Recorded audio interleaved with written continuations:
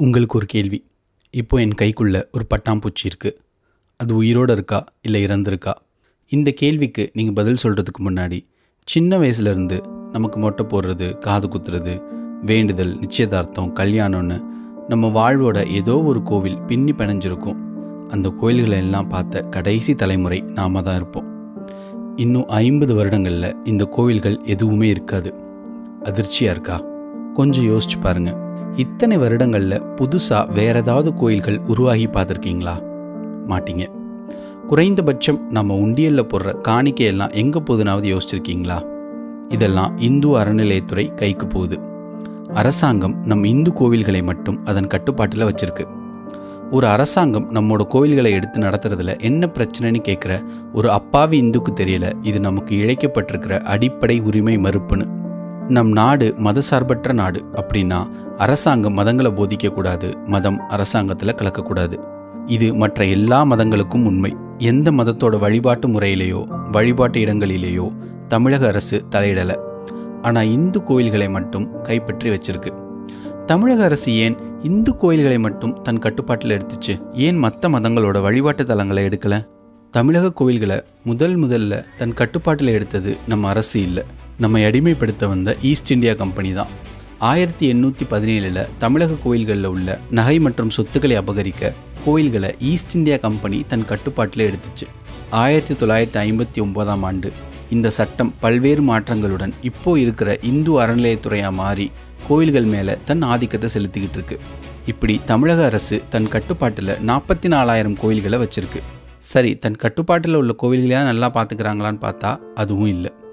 6 கால பூஜை நடக்க வேண்டிய இடத்துல ஒரு கால பூஜை கூட நடக்கிறதில்ல. ஏன்? பல கோவில்களில் ஒரு விளக்கு கூட எரியறதில்ல.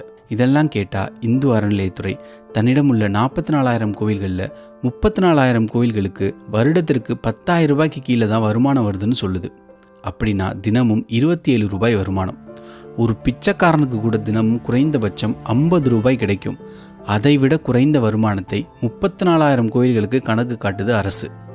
வெளியே செருப்பு போட்டால் டோக்கன் போட்டு காசு கொடுக்கணும். நம்ம தேங்காய் பழம் வாங்கிட்டு போய் அர்ச்சனை பண்ணுறதுக்கு அவங்களுக்கு காசு கொடுத்து அர்ச்சனை டிக்கெட் வாங்கணும். மொட்டை போட காசு, காது குத்த காசு, சிறப்பு தரிசன டிக்கெட்டு, விஐபி பாஸு, உண்டியல் காசுன்னு கோவில் வாசலில் போடுற செருப்புல இருந்து நேர்ந்துக்கிட்டு கொடுக்குற அரிசி பருப்பு வரைக்கும் எல்லாத்துலேயும் காசு பார்த்துட்டு 34,000 கோயிலோட வருமானம் வருஷத்துக்கு 10,000 ரூபாய்க்கு கீழேன்னு சொல்கிறாங்க.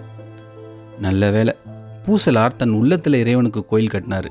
இல்லைன்னா அதுக்கும் டோக்கனை போட்டு வருமானம் இல்லைன்னு இழுத்து மூடியிருப்பாங்க. சரி, வெறும் கோவிலில் தான் காசு வரல, கோவில் சொத்தா நிலம் கடைகள்னு எல்லாம் இருக்குமே, அதில் வருதான்னு பார்த்தா 4,78,000 ஏக்கர் நிலங்களை இந்து அறநிலையத்துறை வச்சிருக்கு. எப்படி? 4,78,000 ஏக்கர் நிலங்கள். அதில் வருமானம் ஆண்டுக்கு வெறும் 58 கோடின்னு கணக்கு காட்டுது. 6,000 கோடி வருமானம் வர வேண்டிய இடத்துல வெறும் 58 கோடி வருமானம். காசை விடுங்க, நம் கோயில்களையாவது நல்லா பார்த்துக்கிறாங்களா? 12 வருஷத்துக்கு ஒரு முறை நடக்க வேண்டிய கும்பாபிஷேகம் ஒழுங்காக நடக்குதா? தஞ்சை பெரிய கோவிலில் கும்பாபிஷேகம் 23 வருடங்களுக்கு அப்புறம் நடந்திருக்கு. கங்கை கொண்ட சோழபுரம் கோவிலில் 85 வருடங்களுக்கு அப்புறம் நடந்திருக்கு. அதுவும் மக்களோட முயற்சியில் நடந்திருக்கு. 1000 கோவில்களுக்கு இந்து அறநிலையத்துறை இன்னும் கும்பாபிஷேகமே நடத்தலை. பல கோவில்களில் சாமி சிலைகள் உடுத்திக்கிற துணி கூட இல்லை. ஈரேல் உலகத்துக்கும் படியளக்கும் இறைவனுக்கு அளவு துணி கூட அளந்து கொடுக்கல இந்து அறநிலையத்துறை. அங்கே நிர்வாணமாக நிற்கிறது நம் கடவுள்கள் மட்டுமல்ல, நம் இனத்தோட ஒட்டுமொத்த பண்பாட்டு வளர்ச்சி. நம் பண்பாடு என்ன, வீரம் என்ன, எந்த மன்னன் ஆண்டான், என்ன செய்தான்னு தமிழினத்தின் அத்தனை கல்வெட்டுகளும் நம் கோவிலில் தான் இருக்குது. அந்த பண்பாட்டு சின்னங்களையும் கலை அறிவியல் பொக்கிஷங்களையும் இந்து அறநிலையத்துறை கொஞ்சம் கூட பாதுகாக்கிறதில்ல. இதை நான் சொல்லலை.